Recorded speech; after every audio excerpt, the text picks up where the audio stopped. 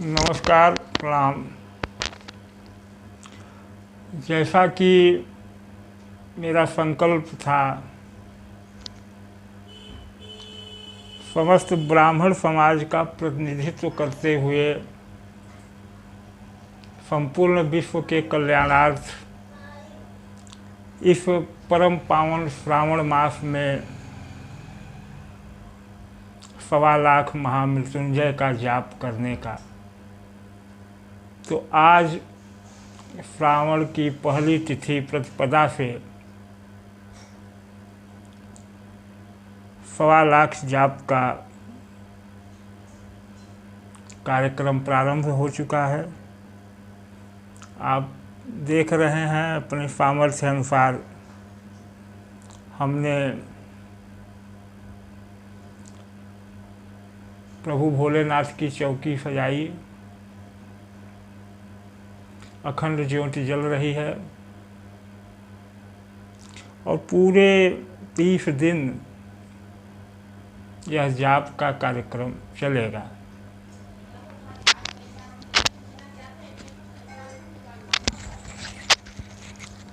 और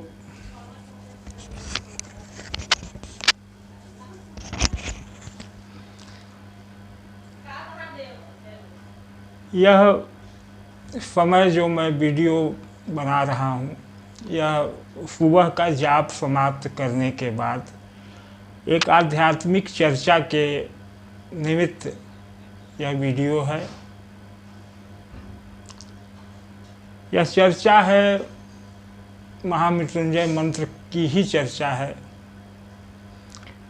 चूँकि जाप के समय का वीडियो बनाना और डालना संभव नहीं, 3 घंटे जाप सुबह होता है और 3 घंटे शाम को। हम प्रतिदिन जाप के बाद 15 मिनट का एक वीडियो जो आध्यात्मिक चर्चा इसी महामृत्युंजय मंत्र की होगी, उसको लेकर उपस्थित होंगे, जिसमें चर्चा की जाएगी कि महामृत्युंजय मंत्र क्या है, इसका महात्म्य क्या है, इसकी वैज्ञानिकता क्या है।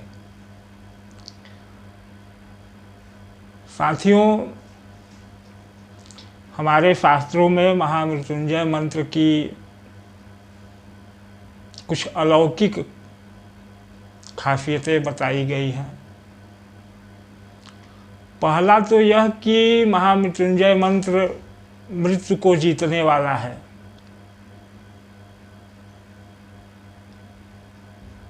आप इस चर्चा में बने रहें, हम अध्यात्म के उस पावन प्रपात तक ले चलेंगे जिसकी बूंदों से भीग करके आपका तन मन प्रफुल्लित हो जाएगा। तो बात करते हैं विषय की कि महामृत्युंजय मंत्र के बारे में शास्त्रों में कहा गया है कि यह मृत्यु को जीतने वाला है। दूसरा कहा गया है कि यह मंत्र स्वास्थ्य के लाभ के लिए है। और तीसरा कहा गया है कि इस मंत्र के जाप से सारे दुख, दरिद्र, कष्ट का शमन हो जाता है। और चौथी बात जो कही गई है और सभी जानते हैं कि यह मंत्र भगवान भोलेनाथ, भगवान शिव का मंत्र है। तो हमारी चर्चा का विषय यही है। जैसा कि कहा गया कि यह मंत्र मृत्यु को जीतने वाला है, दुख, दारिद्र्य और संतापों का शमन करने वाला है, तो यह प्रश्न ही नहीं है कि ऐसा है कि नहीं है। विश्वसनीयता पर कोई प्रश्न नहीं है। 1000% मैं कहता हूँ कि यह सत्य है कि यह मंत्र बहुत ही प्रभावी है। यह मृत्यु को जीतने वाला है और यह समस्त दुखों का शमन करने वाला है। यह 1000% सत्य है, मैं कहता हूँ। परंतु हमारी सनातन संस्कृति विज्ञान आधारित है और सनातन संस्कृति कहती है कि आप मानो मत जानो, अर्थात आप सिर्फ कहने से मत मान लो कि यह महामृत्युंजय मंत्र इतना प्रभावी है, बल्कि इसके पीछे क्या रहस्य है, क्या विज्ञान है, क्यों यह प्रभावी है, यह जानो। इसलिए यह चर्चा मैंने प्रारंभ की है और इससे संबंधित मैं वीडियो अपलोड करता रहूँगा। आज मैं अपना एक YouTube चैनल भी प्रारंभ कर रहा हूँ। चैनल का नाम होगा मृत्युंजय टीचिंग। तो बात आई वही कि यह मंत्र प्रभावी है, 100% नहीं 1000% सत्य है, लेकिन क्यों है यह चर्चा आपने नहीं सुनी होगी और हम इसी चर्चा को आगे बढ़ाएंगे। हमारा शास्त्र कहता है, हमारी संस्कृति कहती है कि सिर्फ कहने से मत मानो, पहले उसे जानो। और महामृत्युंजय या किसी भी मंत्र के जाप के लिए विधि जो बताई गई है, उसमें सबसे प्रमुख बात यह बताई गई है कि जब तक आप मंत्रों के रहस्य को, उनके भाव की गहराई को नहीं समझते, तब तक मंत्र निष्फल होते हैं। तो इस दृष्टिकोण से भी इस महामृत्युंजय मंत्र की बैकग्राउंड को, इसकी गहराई को समझना ज़रूरी है और इसलिए चर्चा ज़रूरी है। तो चर्चा हम आगे बढ़ाते हैं कि यह मंत्र मृत्यु को जीतने वाला है।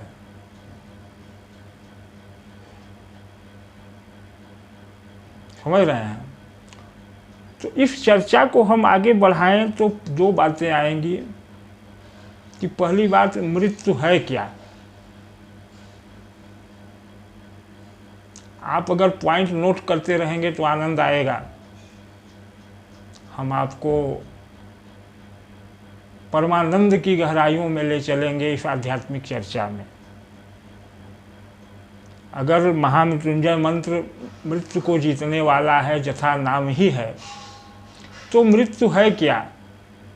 क्योंकि शास्त्रों में एक बात और कही गई है कि जिसने भी जन्म लिया है उसकी मृत्यु अवश्य होगी। तो क्या ये दो विरोधाभासी बातें हैं? जब मृत्यु अवश्य होगी तो मृत्यु को जीतने वाला कैसे हो सकता है? लेकिन है, इसीलिए यह चर्चा है।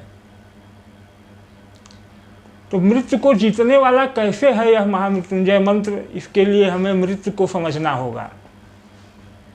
आज के वीडियो में सज्जनों हम केवल भूमिका प्रस्तुत करेंगे और क्रमशः हम इसकी गहराई में चलेंगे। तो मंत्र मृत्यु को जीतने वाला है तो हमें मृत्यु को समझना होगा कि मृत्यु क्या है। एक पॉइंट हो गया। दूसरा पॉइंट हुआ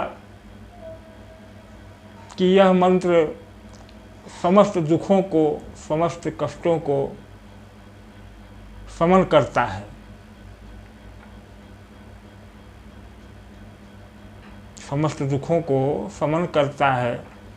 तो दुख क्या है और दुख कैसे आते हैं, यह भी हमें समझना होगा। तीसरा पॉइंट है कि यह मंत्र भगवान शिव का मंत्र है। तो हमें यह भी समझना होगा कि शिव क्या है। और एक सबसे जो बड़ा पॉइंट अभी और है कि मनुष्य क्या है, क्योंकि सारे आघात, सारे संधान तो मनुष्य पर ही हो रहे हैं। मंत्र का जप भी मनुष्य को करना है, मंत्र का लाभ भी मनुष्य को ही लेना है, और जो मृत्यु की विजय पानी है वो मनुष्य को ही पानी है। जो कष्टों का निवारण करना है वो भी मनुष्य को ही करना है। तो मनुष्य क्या है, यह पॉइंट भी है। अब अगर आप हमारे साथ इस विषय की गहराई में चलेंगे तो अंत में पाएंगे कि सारी चीज़ें एक दूसरे से जुड़ी हैं और अंततः यह सारा विषय जाकर के शिव पर ही समाप्त होता है। शास्त्रों में कहा भी गया है कि शिव आदि हैं, शिव अंत हैं। तो इसी आदि से अंत तक की चर्चा ही हमारी चर्चा है, जो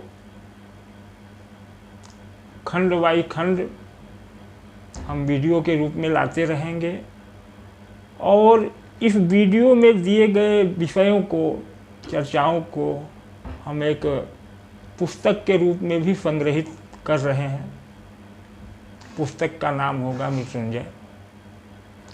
तो आज की चर्चा में 3 बातें उभर कर आई कि महामृत्युंजय मित्र को जीतने वाला है, हम इस पर चर्चा करेंगे। रोग और शोक का शमन करने वाला है, इस पर चर्चा करेंगे। यह मंत्र शिव का है, इस पर चर्चा करेंगे। और इन सारी चर्चाओं के केंद्र बिंदु में है मनुष्य, क्योंकि सब कुछ मनुष्य के लिए ही है। तो मनुष्य क्या है और मनुष्य को शोक कब होता है, क्यों होता है। तो आगे बढ़े। हमारे सनातन संस्कृति में एक विषय है ज्योतिष, इसे एस्ट्रोलॉजी भी कहा जाता है अंग्रेजी में। ज्योतिष हमारे जीवन में घटने वाली घटनाओं को दिखाता है। अब चूंकि हम चर्चा कर रहे हैं कि मनुष्य को शोक या दुख क्यों मिलता है, तो 2 बातें आती हैं इसको समझने के लिए। शास्त्रों के अनुसार कहा जाता है कि हमारे पूर्व जन्म के कर्मों के अनुसार हमें इस जन्म में सुख और दुख मिलता है। तो एक तो दुख का कारण हो गया पूर्व जन्म के कर्म। दूसरा, जब भी किसी को सुख तो नहीं, जब दुख आता है तो हम में आप में से 90% लोग किसी न किसी ज्योतिष के पास गए होंगे। और एक सच्चाई यह है कि जो हमारी कुंडली यानी बर्थ चार्ट होता है, उस बर्थ चार्ट में उपस्थित ग्रहों की स्थिति कहीं न कहीं बताती है कि हमें कब दुख मिल रहा है, कब सुख मिल रहा है। तो 2 बातें यहाँ आती हैं कि एक तो पूर्व जन्म के अनुसार दुख मिलता है, पूर्व जन्म के बुरे कर्मों का फल। तो मान लें कि जिस व्यक्ति का पूर्व जन्म का बुरा कर्म है, उसकी वर्तमान जन्म कुंडली में ग्रहों की दशा खराब होगी। यह एक सत्य, एक फैक्ट निकल करके आ रहा है। अब बर्थ चार्ट है क्या, जन्म कुंडली है क्या? तो ज्योतिष का केंद्र है जो जन्म कुंडली यानी बर्थ चार्ट। और बर्थ चार्ट या पूरा ज्योतिष निर्भर है 2 मुख्य पिलरों पर कह लिया जाए, जिसमें एक है नक्षत्र और एक है राशि। और ये नक्षत्र और राशि के संयोजन से पूरी ज्योतिष का निर्माण होता है, जिसमें और भी बहुत सी चीज़ें आती हैं। आप जानते होंगे कि नक्षत्र हमारे यहाँ 27 माने गए हैं और नक्षत्रों का बहुत महत्व कहा गया है। नक्षत्र के लिए कहा गया है कि कोई व्यक्ति जब बहुत सुखी होता है, बहुत सम्मानित होता है, तो आम धारणा में कह दिया जाता है कि फला व्यक्ति बड़ा नक्षत्रधारी है। तो इन नक्षत्रों की संख्या है 27 और प्रत्येक मनुष्य इन्हीं किसी न किसी नक्षत्रों के काल में जन्म लेता है। दूसरा ज्योतिष का आधार है राशि। राशि क्या है? तो 12 राशियां हैं, आप सभी जानते हैं। इसकी गणना इस प्रकार की गई है कि हमारे ऋषियों ने पूरे ब्रह्मांड को एक पिंड अर्थात गोलाकार वृत्ताकार स्वरूप माना, जो कि आज विज्ञान भी प्रमाणित करता है। और उस वृत्त को आप अगर गणित को जानते हैं तो जानते होंगे कि वृत्त में 360 अंश होते हैं। तो हमारे ऋषियों ने उस पूरे ब्रह्मांड को एक वृत्त मानते हुए 12 से भाग दे करके 30 अंश की एक एक राशियाँ निर्धारित की, या कह लीजिए कि 30 से भाग दे करके 12 राशियाँ निर्धारित की। 360 में 30 का भाग देंगे तो 12 आएगा। प्रश्न यह है कि 30 अंश से ही क्यों राशि मानी और 12 राशियाँ ही क्यों मानी। आज तो हम सामान्य चर्चा कर रहे हैं, कल की चर्चा में हम डायग्राम का भी प्रयोग करेंगे, रेखा चित्र के माध्यम से। तो प्रश्न वही आता है कि 12 राशियाँ ही क्यों और एक राशियाँ 30 अंश की ही क्यों। 10 अंश की बना देते तो 36 राशियाँ हो जाती, 36 अंश की बना देते तो 10 राशियाँ हो जाती, 12 ही क्यों। और ज्योतिषीय व्यवस्था के अनुसार 27 नक्षत्र इन्हीं 12 राशियों में विभक्त स्थिर हो जाते हैं। प्रत्येक राशि में 2.25 नक्षत्र आते हैं कालगणना के अनुसार। एक नक्षत्र में 4 चरण होते हैं, अर्थात एक राशि नक्षत्रों के 9 चरण को कवर करती है, 2 नक्षत्र और तीसरे का 1 चरण, इस तरह 2.25 नक्षत्र। तो प्रश्न यहाँ यह आता है कि 12 राशियाँ ही क्यों मानी गई। अब थोड़ा सा आ जाइए शिव पर। हमारे यहाँ व्यवस्था है कि 12 ज्योतिर्लिंग है। बाकी शिव के तो बहुत मंदिर हैं, लेकिन ज्योतिर्लिंगों की गणना 12 की गई है। यहाँ भी प्रश्न आएगा कि 12 ही क्यों। हमारे सनातन संस्कृति में 11, 9, 7 को बड़ा ही शुभ माना गया है और हर जगह इसका प्रयोग होता है। लेकिन जब ज्योतिर्लिंग की बात आती है तो 12 ज्योतिर्लिंग ही क्यों, और राशियों की बात आती है तो 12 राशियाँ ही क्यों। क्या कहीं इन 12 राशियों का 12 ज्योतिर्लिंगों से कोई संबंध है। हमारी चर्चा इस पर भी होगी। तो मेरा निवेदन है कि आप हमारे साथ बने रहें। अब यहाँ थोड़ा सा मैं अपने बारे में बताना चाहूँगा। जैसा कि मैंने वर्ल्ड वाइड ब्राह्मण ग्रुप जो फेसबुक पर है उसमें पोस्ट डाली थी कि मैं एक 50 वर्षीय ब्राह्मण हूँ। नाम मेरा विनोद पाठक है। उत्तर प्रदेश के सोनभद्र जिले के चोपन नामक एक छोटे से कस्बे का रहने वाला हूँ और आध्यात्म में मेरी रुचि है। 2018 से लेकर के आज 2022 तक का मैंने अपना संपूर्ण समय आध्यात्मिक अध्ययन को दिया है और कुछ निष्कर्ष पाए हैं। उन निष्कर्षों को लेकर के मैं आप लोगों के सामने उपस्थित हो रहा हूँ। मैंने उस पोस्ट में, फेसबुक के पोस्ट पर यह भी लिखा था कि मैं बेरोजगार हूँ। सच्चाई है कि मेरे पास कोई जॉब और नौकरी नहीं है, न ही कोई आज की आधुनिक शिक्षा है, न कोई आज की आधुनिक डिग्री है। उस पोस्ट पर कुछ लोगों ने बड़े मजाक भी लिए, कोई बात नहीं, लेकिन कुछ अच्छे लोग भी मिले जिन्होंने मुझे कुछ आर्थिक सहयोग भी किया है और उन्हीं के सहयोग से संपूर्ण विश्व के कल्याणार्थ यह 1.25 लाख महामृत्युंजय जाप का अनुष्ठान आज प्रारंभ है। 40 माला प्रतिदिन जाप करना है, जिसमें कम से कम 6 घंटे लगेंगे। तो पूरा दिन का समय इसी में जाएगा। आप पर निर्भर है, अगर आपकी श्रद्धा हो तो आप मेरे इस कार्यक्रम को सहायता दे सकते हैं।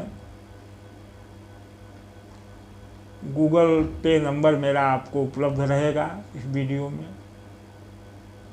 खैर वो तो बातें हैं, लेकिन मूल विषय है कि प्रतिदिन मैं जाप के उपरांत 15 मिनट 20 मिनट आध्यात्मिक चर्चा करूंगा।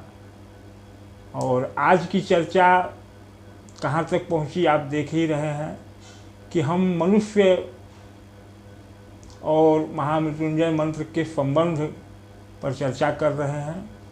और यह चर्चा 12 राशियों और 12 ज्योतिर्लिंगों तक पहुंची है।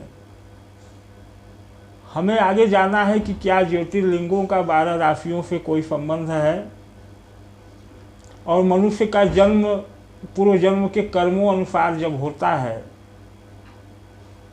तो उसके वर्तमान कुंडली में, जन्म कुंडली में,